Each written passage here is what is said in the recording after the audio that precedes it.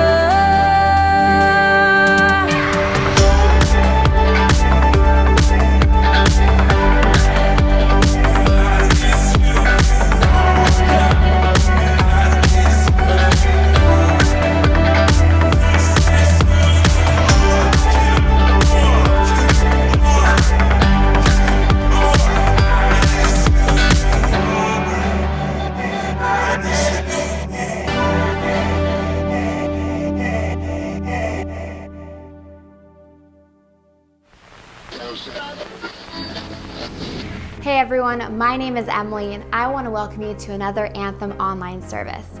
We have a lot of things planned for this fall, so I want to take a moment and let you know what's happening. First off, starting today, we will be having weekly online services. What I mean by that is we will be having a bi-weekly online service as well as a bi-weekly video podcast, and we'll be alternating the two. We're also super excited to invite you to our in-person pop-up service happening this next weekend, October 3 at 10 a.m., located at our brand new outdoor amphitheater. Please remember to practice social distancing and wear a mask. Today we are talking about what it means to be the church and ultimately what it means to step out beyond the walls, beyond our comfort zones, and into the mission that God has for us. We challenge you today to open up your hearts and minds as we experience the presence of God together.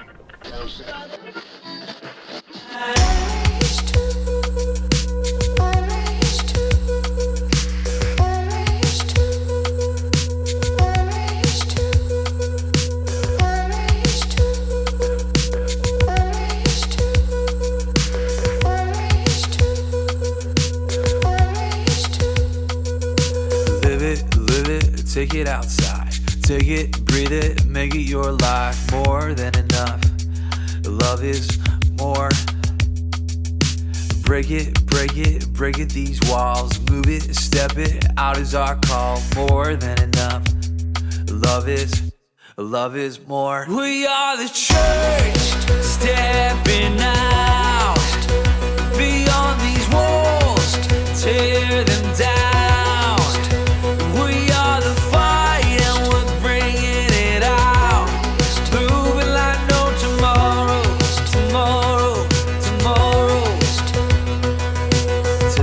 Take it, do what you say. Give it all away. More than enough.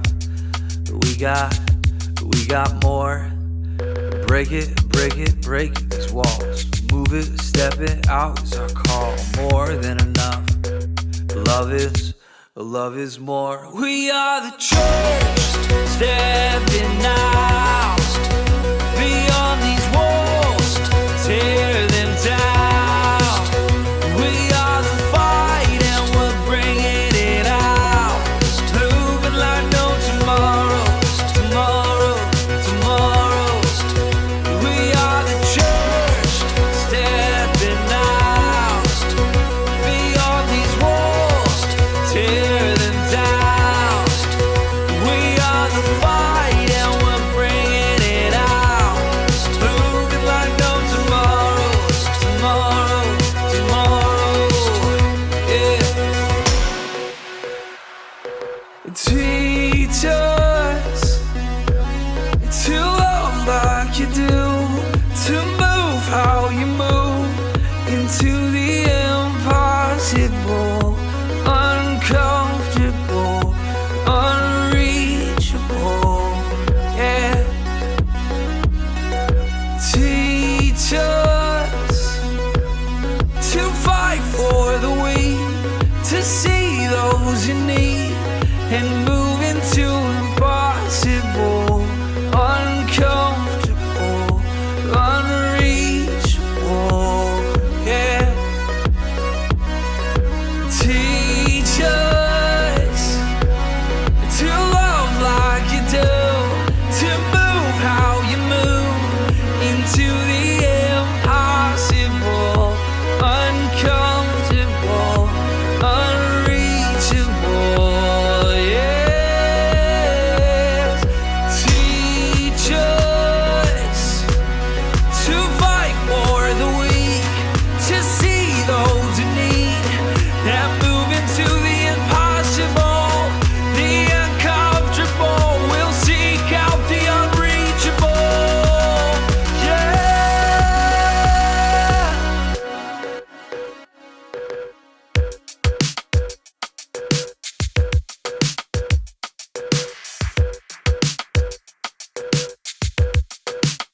We are the church, stepping out.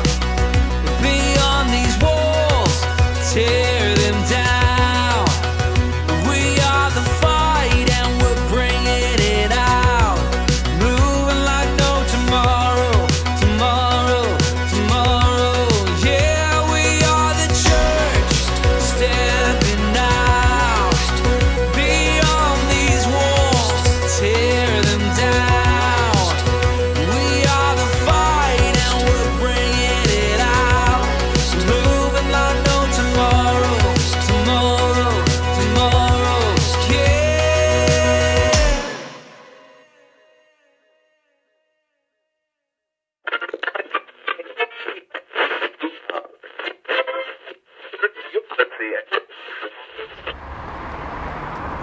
All right, vehicle must be in drive to shift to be. How do I go in drive?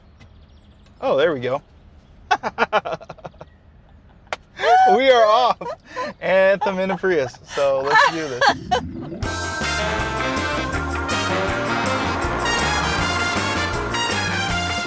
Sweet. So Joelle, you're a pastor at Loma I am. University Church. Loma University Church. Wow. How long have you been a pastor here?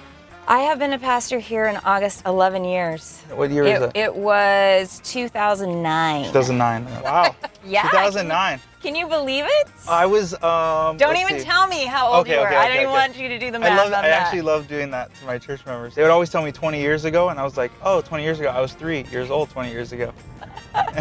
You would like to do that. And you're the hospitality pastor. Is that what it's called, or what is it? It's discipleship. Discipleship. However, hospitality does fall under it. So basically, what I would say the triage of the church. So when someone goes to the hospital, they're trying to figure out what the needs are, what doctor are they going to go to, a urologist or a cardiologist. So I'm more of, I would say, triage, trying to figure out the needs of people and connect them with the resource that they need. Let's talk about a year from now when things are the new normal, right? We're allowed to meet in buildings again. Why should people come to church? I think one of the biggest things for church is community. Because obviously you don't have to go to church just to experience God. God is with you all the time. It's a different type of experience when you're together. But I think the church is so important in our lives because it is a support system. You know, when you go through crisis, when you're celebrating weddings, funerals, you name it, that is where the church surrounds you. And, they're there for you. And you can find that other places, but I think the church is special. One of the marks, maybe I'm wrong, but one of the marks of the church is always acts of service. Oh, absolutely. And I think that's one thing that unfortunately church has become negative, is because church should be like a hub, right, of community, but also when you're gathering together with mindedness as far as what you're wanting to do, help the community, do acts of service. The church is there for community so that you can work together to provide those things. Right. I think of our church with our outreach program. It shouldn't all be programming and just about ourselves. It can be very easily focused on the program. Right. When COVID hit, I think when they were like, we only want essential things running, and then they were like, your churches are actually not that essential. And I think we've talked so much about we need to be, or we are very essential. We care for our community, we serve our community. But when it came down to it, the community was like, actually everything you were doing that wasn't essential for us to ask you to keep meeting. Right. Do you think that was a wake-up call for us? Absolutely. I think that when the churches shut down, you have no more programming. So you have programming online, right? Yeah, we just switched to where we do programming. Yeah, it's online. But all of the elements of connecting with people and being interactive, I think the one thing that's really important, why community is important, is because when you're in community, you're able to see what the needs are to help people. Wow. If you don't have community, you don't know what's going on. I mean, when you look at Christ's ministry, he mingled with people. Yeah. That was the first thing that he typically did, to mingle and to see what the needs were. And I think that is what is so hard for churches now. It's hard to mingle with people. Right. But it's also, I think, shed light for knowing where you were putting your energy. okay, where was all of our energy and money and time being spent? So a lot of bad has come from COVID, but I think there are some really great things that have come out of it. That we can learn from. Absolutely.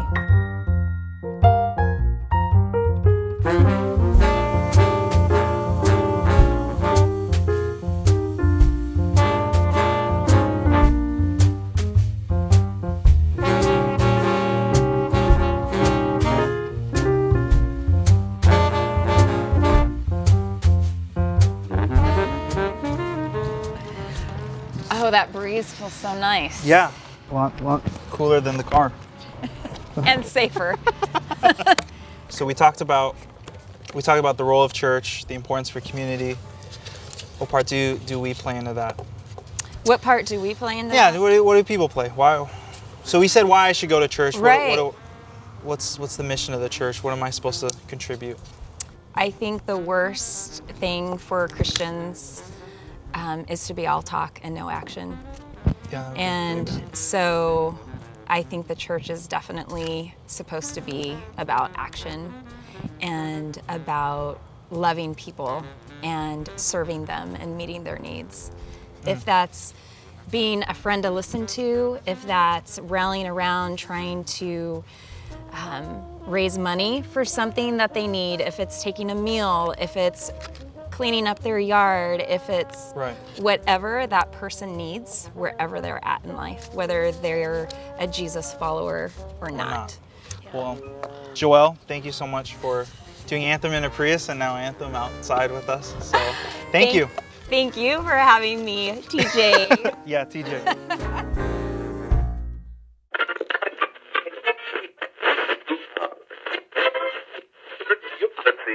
Welcome, friends. We're delighted to have you here. Anthem. We're relaunching this fall.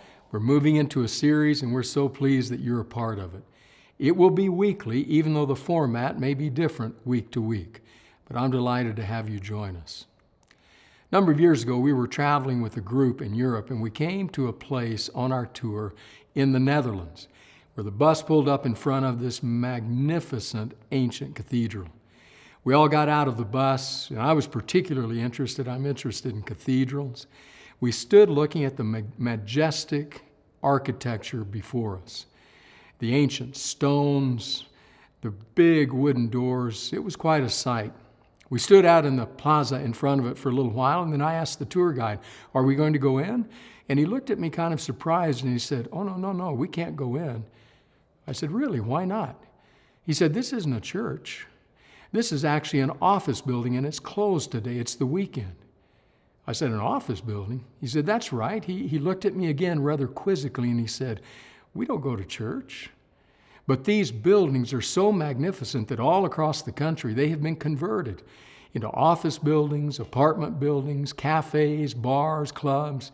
We still use them, but they're not churches because no one goes to church." That statement has haunted me because there are many, if you read the literature, who say that the rest of the Western world is headed in the same direction. In fact, if you look at the surveys that are done about people's religious preferences, and they give you all those boxes to check, the one down at the bottom that says none, the literature tells us that that's the fastest rising box that's checked. Now, there are some, admittedly, more recently, who say that that trend has evened out, but it is still dramatic enough to be of great concern. Which leaves us asking the question, what do we do then? What do we do about the church? How do we resolve the issues of whether or not the church is relevant and has a future? We've wrestled with that in many ways, sometimes, to be honest, gimmicky ways. The late, great Fred Craddock, New Testament theologian, homiletician extraordinaire, told of being at a church where he had been invited as a guest speaker. He was seated on the platform as the service began, and the preacher leaned over to him and said, "We got to shake this church up, so just be aware I'm going to do something to do that." Craddock was a bit put off and uncertain. He said as the service unfolded, the preacher got up and left. Then just shortly before the sermon was to begin, there was a window kind of high up on the wall there. And he said he looked up, the window open, and the preacher was crawling in through the window.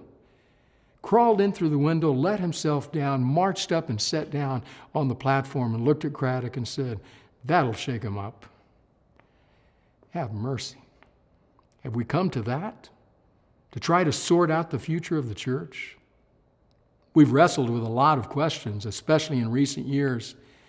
Traditional or contemporary, organs or drums, sanctuary or worship space, felt needs preaching or expository preaching, political involvement, political isolation. We've wrestled with all kinds of questions, and yet at the end of that, we're still left asking, what do we do? How do we address these things in a biblical way? So we begin a series today, 7+1, 7 ideas that could save the church and one that could change the world. Today we begin by asking about mission and purpose. You know, the question we've often asked is, what should the church do? How do we respond to this sense that we've become irrelevant? I want to suggest to you that maybe that's the wrong question. Maybe the question we should be asking is not, what should the church do? Maybe the question we should be asking is, what is God doing? What is God doing? And then we join ourselves to that. That's underlined by the words of a scholar named Christopher J.H. Wright, who in one sentence underlines an important concept. He says this: "It is not so much that God has a mission for His church in the world, but that God has a church for His mission in the world." In other words, it's not so much that God has the church as the most important thing, and now the church is saying, okay, what mission do you want us to engage in? Rather, it's the fact that God has a mission and has always had a mission. And right now, at this juncture in history, He has the church. And we as a church should be asking, how do we join your mission in the world? So if that's true, just what is God's mission in the world? I want to take you to a passage in Paul's writings, Colossians Chapter 1. Admittedly, it's a fairly dense theological passage. Because of that, I want to read you just a brief quote to kind of set the stage for the reading of the passage. New Testament scholar named Norm Geisler outlines it this way. He says, in this paragraph, Paul mentions 7 unique characteristics of Christ, which fittingly qualify Him to have supremacy. Christ is the image of God, the firstborn over creation, the creator of the universe, the head of the church, the firstborn from the dead, the fullness of God, and finally, at the apex, the reconciler of all things. That's what Paul will say in this passage. So we turn there, Colossians chapter 1. I think we will find embedded here the mission that God has always had for the world. Colossians 1, verse 15. The Son, that's Jesus, is the image of the invisible God, the firstborn over all creation. For in Him all things were created, things in heaven and on earth, visible and invisible, whether thrones or powers or rulers or authorities, all things have been created through Him and for Him. He is before all things, and in Him all things hold together. And He is the head of the body, the church. He is the beginning and the firstborn from among the dead, so that in everything He might have the supremacy. For God was pleased to have all His fullness dwell in Him, and through Him to reconcile to Himself all things, whether things on earth or things in heaven, by making peace through His blood shed on the cross. Right there at the end of the passage, we arrive at the apex of God's mission in the world: reconciliation, bringing all things together in Christ. Another word for that would be the word one. God's mission from the very beginning has been to bring oneness between God, His creation, people, other people, and all created things. That's the mission of God in the world. We see it most clearly in the mission of Jesus when he was here. If you follow him along those dusty pathways of Galilee, you see him doing it in so many different ways. To those who felt cut off from God, Jesus says, there was a father who had 2 sons. Youngest son says, "Drop dead, Dad," and goes to a far country. When he later wakes up in the slime of the swine, he can think only of one word, and that word is home. And Jesus says when he staggers down the lane toward home, the Father runs toward him, sweeps him up into his embrace, reconciled. To those who felt cut off from the church, a church that said, if you suffer, it's because you sinned. There's nothing we can do for you. Jesus looked at the man, let down on the hammock in front of him. He looked down at him and said, "Son, God isn't angry with you." To people who were polarized politically, he did something. He looked at Matthew, the collaborator with the Roman government, the sellout, the one who had given his soul to the colonizing, occupying force, and he said to Matthew, "Follow me." And then he looked at Simon the zealot, Simon the freedom fighter, Simon the one who would probably just as soon slide a knife between your ribs as talk to you, and he said to him, "Follow me." And then he set them down at a table, and he broke bread. And he said, "This is for you." He gave them a cup and he said, "Drink from it, all of you." Jesus looked at those who were hungry and told his disciples, "Tell them to sit down. Is there any food?" And he took the meal and he began to pass it to the disciples and says, "Feed them, all of them, as much as they want." He looked at people who were burdened over with the religious, rigorous requirements of the day, and he said to them, "Come to me," to a person-centered faith. He looked at those who couldn't believe, who came to him saying, "If you can help us, please do so." And to one of those he said, If I can help you?" And the man says, "Look, Lord, I believe. Help me where I don't believe." And Jesus acted. In every case in his life, he reconciled, he drew together, he addressed needs. He painted a portrait of a God that radically transformed people. And what was the result? Nobody asked questions about relevance. Is this going to run out of its relevance for the world? People didn't wonder if there was a place for it. People flocked to it. Because the mission of Jesus was to reconcile in God all things.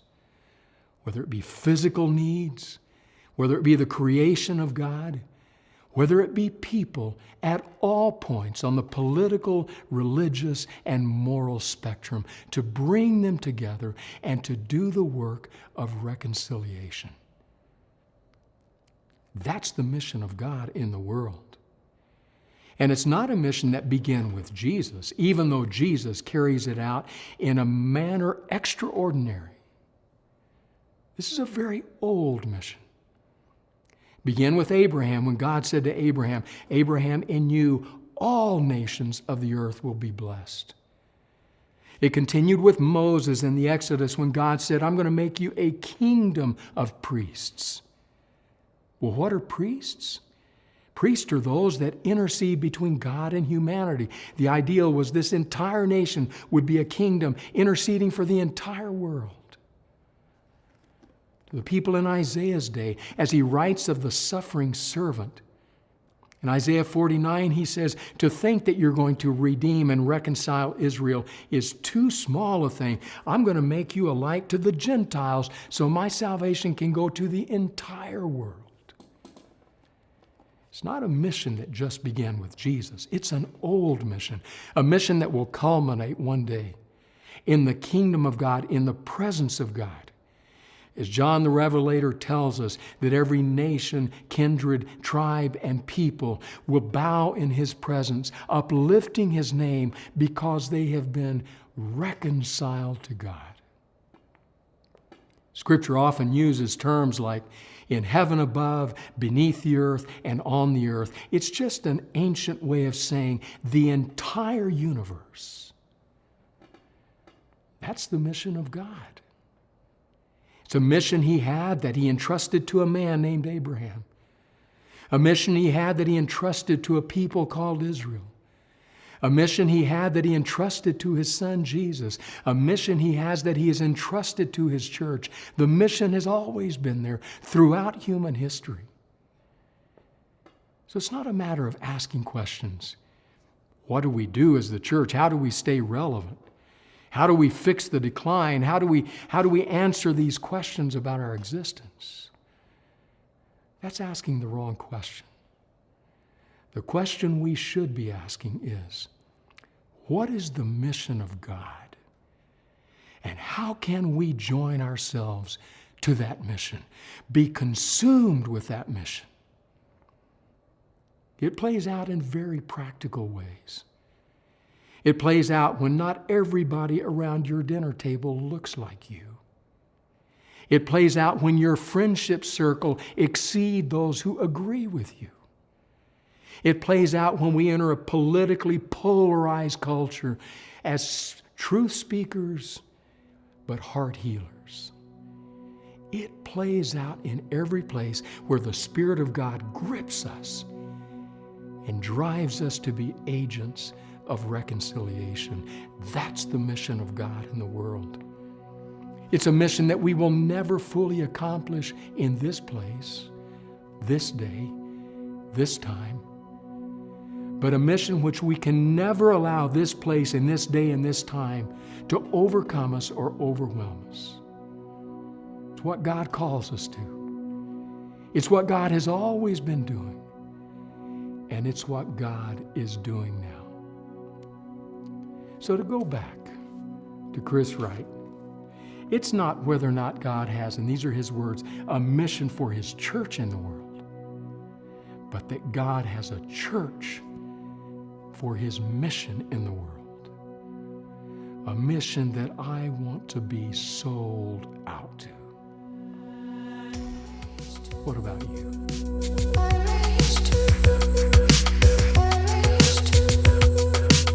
We are the church, stepping out beyond these walls, tear them down.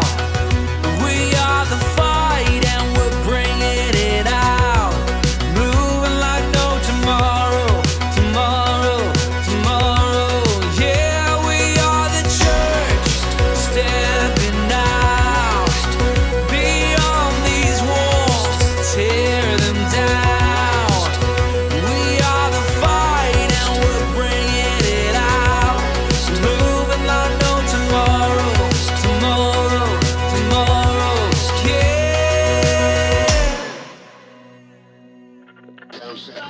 We here at Anthem want to be that church that steps out beyond the walls of the building and fights for those who cannot fight for themselves. We're striving to be a church that not only shows up for service every weekend, but takes God's mission to heart and loves others in the process. So this week, we want to challenge you to take a moment and ask yourself what it means for you to take a step into that mission. We hope you experience the presence of God with us today as we worship together. And don't forget to follow us on Instagram and Facebook for more updates on our upcoming events. We'll see you this next weekend, October 3, at our in-person service. See you there.